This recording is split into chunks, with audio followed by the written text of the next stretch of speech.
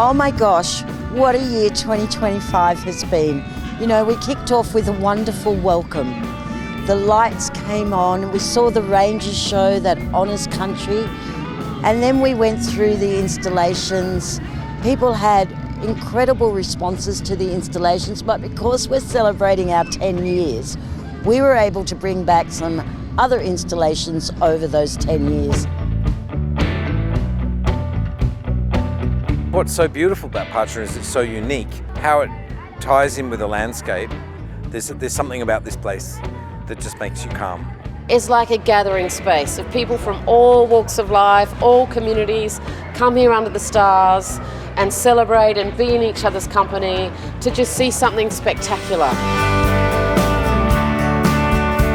Yeah, absolutely do it. It's really fun, really great vibe. Everyone's super friendly, including in Alice Springs itself. So yeah, I'd highly recommend